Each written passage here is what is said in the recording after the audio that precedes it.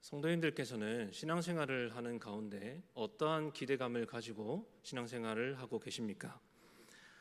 아무런 기대감 없이 열심으로 신앙생활을 하는 사람은 아마 없을 것입니다. 만약에 아무런 기대감 없이 그렇게 신앙생활을 하는 분이 계시다면 그것은 정말 안타까운 일일 것입니다. 그러나 가장 안타까운 것은 무엇이냐면 잘못된 것을 기대하고 있는 것입니다. 성도님들께서는 신앙생활을 하시는 가운데 어떤 것을 기대하고 계십니까? 무엇을 바라보고 계십니까? 기대하는 바가 어떤 것인지는 저마다 다 다르겠지만 우리는 무엇인가 기대를 하면서 신앙생활을 하고 있을 것입니다. 오늘 본문의 제자들도 무엇인가 기대하고 있었습니다. 제자들이 어떤 사람들이었습니까?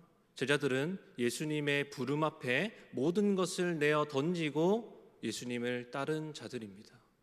모든 것을 내어 던진 그 자들이 제자됨을 통해서 무엇인가 얻고자 하는 것이 기대하는 바가 분명히 있었을 것입니다. 누가는 제자들이 기대하고 있는 것이 무엇이었는가를 오늘 본문 가운데서 아주 적나라하게 보여주고 있습니다. 그리고 그 후에 예수님의 말씀을 통하여서 그들의 기대가 얼마나 잘못되었고 예수님을 따르는 길 가운데 얻을 수 있는 것이 무엇인가, 우리가 기대할 수 있는 것이 무엇인가, 우리가 바라보아야 하는 것이 무엇인가를 말씀해 주고 있습니다. 우리가 이 본문을 통하여서, 오늘 말씀을 통하여서 제자의 길 가운데, 이 그리스도인의 신앙생활 가운데 우리가 바라보고 기대해야 할 것이 무엇인가를 알게 되고 그것을 바라보며 나아가기를 결단하는 시간이 되기를 소망합니다. 오늘 말씀은 변화산 사건이 끝나고 예수님께서 산에서 내려오시는 그때에 일어난 일입니다. 변화산 사건에 예수님과 함께 올라갔던 제자들은 야고보, 요한, 베드로였습니다. 그리고 나머지의 제자들은 산 아래에 있었습니다. 제자들이 산 아래에 있을 때, 예수님께서 산 위에 있을 그때에 제자들에게 한 사람이 찾아왔습니다. 이 사람에게는 한 아이가 있었습니다. 외아들이 있었습니다. 그런데 그 아이가 귀신이 들렸습니다. 귀신이 그 아이를 얼마나 괴롭히는지 성경에는 귀신이 그 아이들을 붙들고 부르짖게 하고 경련을 일으켜 거품을 흘리게 하면서 놔주지를 않는 것입니다. 누가는 이 귀신이 쉽사리 떠나려 하지 않고 아들의 몸을 몹시 상하게 하고서야 겨우 떠나가는데 이것이 계속 반복되어서 매우 고통스러운 상황 가운데 있다는 것을 말해주고 있습니다. 그래서 예수님께서 산 위에 계실 그때 제자들에게 이 사람이 찾아온 것입니다. 좀 우리 아이를 좀 고쳐주십시오 하고. 누가복음 9장을 보면 예수님께서 12제자에게 귀신을 제어하고 병을 고치는 권세를 주십니다. 그리고 제자들이 가서 그 능력으로 사람들을 고치고 귀신을 내어 쫓는 일들을 행합니다. 그러니까 이 사람도 제자들에게 나올 때 어떠한 기대감을 가지고 있었겠죠. 이 제자들에게 가면 우리 아이가, 내 아이가 이 귀신을 쫓아내고 나을 수 있겠구나 하는 기대감을 가지고 나왔을 것입니다. 사람들도 기대하지 않았겠습니까? 이 예수님의 제자들을 통해서 또 놀라운 일이 일어나는 그 현장을 목격하고 싶었을 것입니다. 제자들도 기대했겠죠. 당연히 이전에 경험이 있었으니까, 내가 병 고치는 일들을 했었으니까 내가 이 아이를 고칠 수 있을 것이다 생각하면서 쫓아내려고 했을 것입니다. 그런데 결과가 어땠습니까? 쫓아내지 못했습니다. 이 제자들이 귀신을 쫓아내지를 못하는 것이죠. 그래서 이 사람은 예수님께서 산에서 내려오셨다는 그 소식을 듣고 예수님께 찾아와 이렇게 부르짖고 있는 것입니다. 예수님께서는 이 사실을 들으셨습니다. 그리고 제자들을 향해 이렇게 말씀하십니다. 예수께서 대답하여 이르시되 믿음이 없고 패역한 세대여, 내가 얼마나 너희와 함께 있으며 너희에게 참으리요, 내 아들을 이리로 데리고 오라 하시니. 예수님이 제자들을 향해서 뭐라고 말씀하고 계십니까? 믿음이 없고 패역한 세대라고 꾸짖으십니다. 패역한 세대라는 말은 올바른 길을 걷는 데서 벗어난 세대를 의미합니다. 이 말은 제자들이 지금 올바른 길 가운데에서 벗어나 있는 상태다라는 것을 말하는 것이죠. 그리고 덧붙여서 내가 언제까지 너희의 믿음 없음을 참아야 하느냐 하고 책망하십니다. 예수님께서는 제자들을 이렇게 꾸짖으신 후에 더러운 귀신을 꾸짖고 아이를 낫게 하십니다. 제자들은 고치지 못했지만 예수님께서는 그 아이를 고쳐주십니다. 귀신을 쫓고 병을 고치는 이 모습을 보고 사람들이 어떻게 반응합니까? 하나님의 위엄에 놀라고 그분을 통하여 일어나는 일들에 굉장히 놀랍게 여기고 있었습니다. 그렇다면 예수님의 제자들은 그 권능을 받았음에도 불구하고 왜 이곳에서 이 아이를 고치지 못했던 것일까요? 그리고 예수님은 왜 그들을 패역한 세대, 올바른 길을 벗어난 세대다라고 꾸짖는 것일까요? 생각해보면 조금 너무하다 싶은 생각도 듭니다. 아니, 병 좀 못 고칠 수도 있고 또 예수님이 계시니까 예수님이 내쫓고 고쳐주시면 되는 것인데 이렇게까지 혼날 일인가 하는 생각이 들 때도 있습니다. 예수님께서는 왜 그렇게 반응하셨을까요? 왜 제자들을 이렇게 꾸짖고 계시는 것일까요? 그것은 예수님의 반응과 이후에 등장하는 말씀들을 우리가 살펴볼 때 이해할 수 있습니다. 사람들이 다 하나님의 위엄에 놀라고 그들이 다 그 행하시는 모든 일을 놀랍게 여기고 있는 그때 예수님께서 제자들에게 이렇게 말씀하십니다. 이 말을 너희 귀에 담아두라. 인자가 장차 사람들의 손에 넘겨지리라.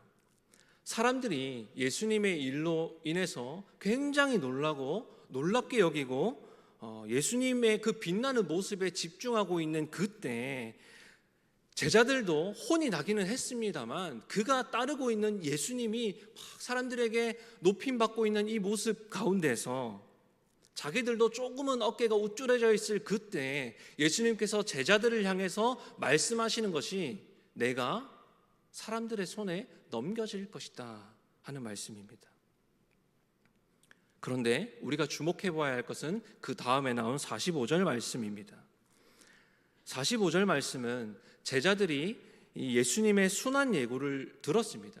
44절 말씀이 예수님의 순환 예고지 않습니까? 이 말씀을 듣고 이 말씀이 무엇을 의미하는지를 깨닫지 못하고 그것이 숨긴 바 되었다.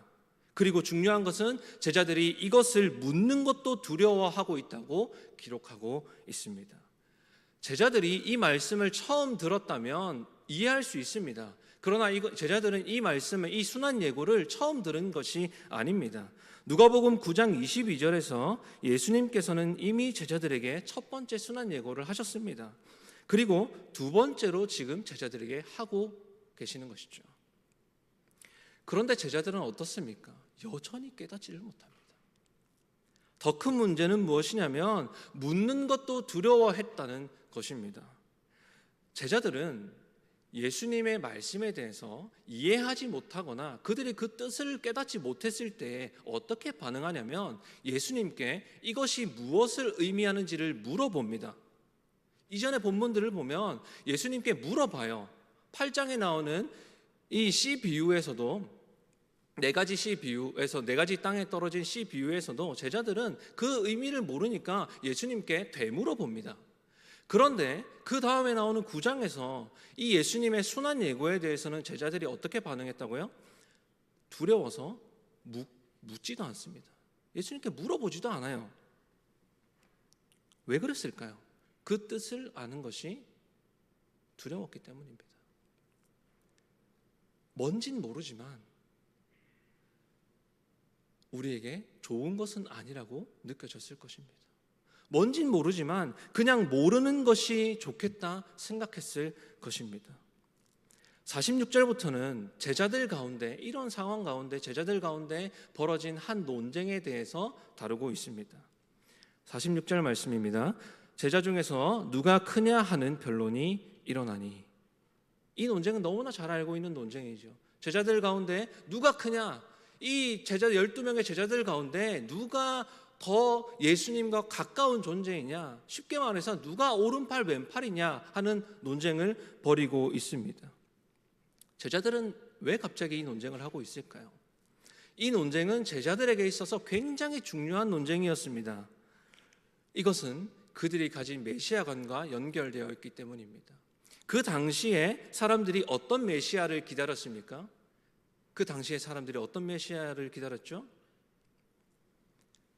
경제적으로는 그들을 먹이고, 종교적으로는 기적을 보이고, 정치적으로는 로마 정권을 전복하고 새로운 이스라엘을 일으킬 이 땅의 왕으로 오시는 메시아를 그들은 기다리고 있었습니다. 제자들도 마찬가지였죠. 제자들도 예수님께서 그런 존재이기를 바라고 기대하고 있었습니다. 예수님께서는 내가 그것을 위해 온 것이 아니라고 계속해서 말씀하시지만 제자들은 그 말을 듣지 않습니다. 여러 번 말씀하셨음에도 제자들은 여전히 이 땅의 왕으로 오시는 메시아, 그래서 예수님이 왕이 되시면 누가 한 자리 차지할 것인가, 누가 더 높은 자리에 오를 것인가, 그것에만 집중하고 있었던 것이죠. 그들의 관심사는 오직 예수님을 따라다니면서 주목받고 대단한 사람으로 여김받고 싶은 것, 그래서 예수님이 왕이 되시면 그들의 최측근으로서 그냥 한 자리 맡아서 나도 이 땅 가운데서 대단한 것을 누리며 살아가고자 하는 마음뿐이었습니다. 예수님께서 제자들의 그 마음을 아시고 한 아이를 데려다가 옆에 세우십니다. 그리고 이렇게 말씀하십니다. 그들에게 이르시되 누구든지 내 이름으로 이런 어린아이를 영접하면 곧 나를 영접하며 또 누구든지 나를 영접하면 곧 나를 보내신 이를 영접함이라. 너희 모든 사람 중에 가장 작은 그가 큰 자니라. 누구든지 예수님의 이름으로 어린아이를 영접하면 그것은 곧 예수님을 영접하는 것이고, 예수님을 영접하는 것은 곧 예수님을 이 땅 가운데 보내신 하나님을 영접하는 것이다. 우리가 너무나 잘 아는 말씀이죠. 그러면 예수님께서는 왜 이 논쟁 가운데 이 아이를 데려다가 이런 말씀을 하고 계실까요? 우리는 오늘 본문이 시작될 때 있었던 그 사건을 한번 되돌아볼 필요가 있습니다. 제자들이 아이를 고치지 못했습니다. 예수님께서는 제자들을 패역한 세대라고 혼낸 다음에 아이들을 고쳐주셨습니다. 그리고 제자들은 누가 크냐 하는 논쟁을 하고 있습니다. 그리고 그 논쟁 이후에 예수님께서 아이를 데려다가 이 말씀을 하고 계신 것이죠. 그 당시의 아이는 어떤 존재입니까? 그 시대의 아이는 어떤 존재입니까? 아무것도 아닙니다. 왜냐하면 지금처럼 의학기술이 발달한 것도 아니고 약이 있는 것도 아니기 때문에 그 당시에는 아이가 병에 걸리거나 아프면 어떻게 손을 쓸 방도가 없었습니다. 그렇기 때문에 아이는 너무나도 약하고 아무에게도 관심 받지 못하는 그런 존재였습니다. 그렇기 때문에 그 아이가 부모에게는 중요한 존재였겠지만 사람들에게는 중요한 존재가 아니었던 것이죠. 그래서 아이가 낫고 아이가 고침받는 것, 그것은 제자들에게조차 큰 관심거리가 아니었습니다. 그래서 다른 본문들을 보면 제자들은 아이들이 예수님께로 나아오는 것을 자꾸만 막습니다. 왜냐하면 예수님께서는 이 아이들을 만나는 것보다 더 중요한 일을 해야 한다고 생각했기 때문입니다. 그만큼 사회적으로 소외된 이 아이들, 이 소외된 사람들은 제자들에게조차 관심거리가 아니었습니다. 제자들은 뭘 바라보고 있었습니까? 더 높은 것, 더 큰 것, 더 대단한 존재, 그것을 바라보는 이들에게 있어서 중요한 것은 그들이 돋보이고 사람들에게 주목을 받는 것, 그리고 예수님을 따름으로써 그들도 이익을 얻는 것이지, 아무도 주목하지 않는 한 명의 아이를 고치는 것, 그것은 그들에게 아무런 일이 아니었습니다. 49절과 50절은 이어서 요한이 예수님께 질문을 합니다. 어떤 사람이 예수님의 이름으로 귀신을 내쫓는 것을 우리가 보았습니다. 그런데 그 사람들이 우리를 따르는 무리가 아니었기 때문에 우리가 그것을 못하게 막았습니다 라고 말하고 있어요. 예수님께서는 그것을 금하지 말라, 너희를 반대하지 않는 자는 너희를 위하는 자다라고 말씀하시죠. 예수님의 이름으로 귀신을 쫓는 것은 어떤 일입니까? 좋은 일입니다. 예수님께서 제자들에게 하라고 하신 일이죠. 예수님의 이름으로 귀신을 쫓는 것은 너무나 좋은 일이고 사람들을 낫게 하는 것은 너무나 좋은 일입니다. 그런데 제자들은 왜 그것을 막았을까요? 왜 그것을 막았습니까? 이유가 무엇입니까? 그 사람들이 예수님을 따르는 자가 아니었기 때문입니다. 그 제자들처럼 그들처럼 예수님을 따라다니는 사람들이 아니었기 때문이라고 말합니다. 예수님을 열심히 따르는 자기들은 귀신을 내쫓지 못하고 아이를 고치지 못했습니다. 그런데 예수님의 제자도 아닌 사람들이 예수님의 이름으로 귀신을 내어 쫓는 그런 일들을 보이니까 제자들은 그것이 못마땅했습니다. 주목받아야 하는 것이 자기들이고 마땅히 칭찬받고 마땅히 대접받아야 할 것은 자기들인데 모든 것을 버리고 예수님을 따라다니고 있는 자기들이 바로 그것을 누려야 하는데 자기들이 아닌 다른 사람들이 예수님의 이름으로 그것을 누리고 있으니까 그것을 눈뜨고 볼 수가 없는 것이죠. 오늘 본문은 제자들에게 중요한 것이 무엇이었는지를 보여줍니다. 그리고 예수님의 가르침을 통해서 제자의 길 가운데 우리가 무엇을 바라보아야 하는가? 예수님을 따르는 삶 가운데, 신자의 삶 가운데 우리가 진정으로 바라보아야 할 것이 무엇인가를 가르쳐주고 있습니다. 예수님께서는 제자들을 패역한 세대라고 꾸짖으십니다. 그것은 제자들이 올바른 길에서 벗어난 것을 따르고 있었다는 것이죠. 그래서 제자들이 병고침도 못했다는 것입니다. 그리고 예수님께서는 제자들에게 계속해서 바른 길로 가라고 가르치고 계십니다. 제자들의 관심사가 무엇이었습니까? 온전히 높아지고 더 커지고 더 대단한 존재가 되는 것, 그래서 이 땅 가운데서 더 대단한 것을 누리며 살아가는 것, 사람들에게 관심받는 것, 그런 것이었습니다. 그래서 예수님께서 고난 당하실 것이라는 얘기를 들어도 그들은 깨닫지를 못했던 것이죠. 그리고 알고 싶지도 않았던 것입니다. 아는 것이 두려웠습니다. 왜냐하면 그들이 기대하고 그들이 바라는 그 길은 이 예수님의 제자가 됨 가운데서는 절대로 누릴 수 없는 것이었기 때문입니다. 그들은 제자됨으로 오는 고난을 받고 싶지 않았습니다. 그들은 아이에게도 관심이 없었습니다. 그저 그들이 능력을 보일 수 없는 것, 예수님과 함께 있는 자신들은 하지 못하는데 예수님과 상관없어 보이는 이들이 예수님의 이름으로 능력을 보이는 것을 싫어했습니다. 그것을 막았던 사람들입니다. 예수님께서는 제자들이 가지고 있는 이 생각들이 너무나도 잘못되었다는 것을 짚어주십니다. 예수님께서 걸어가실 길이 어떤 길입니까? 사람들이 주목하고 사람들에게 높임받고 영광받는 길이 아니었습니다. 유명해지는 길이 아니었습니다. 예수님의 관심은 오직 낮아지고 버림받고 고난당하는 데 있었습니다. 예수님은 사람들이 관심 주지 않는 소외된 사람들이 아무도 중요하게 생각하지 않는 어린 아이들을 고치고 그들을 만나는 일에 있었습니다. 제자들의 길도, 제자들이 걸어가야 하는 길도 마찬가지입니다. 제자들이 걸어가는 길 가운데 그들은 고난 당해야 할 것이고 버림받아야 할 것이고 외면당해야 할 것이고 그들은 죽임당해야 할 것입니다.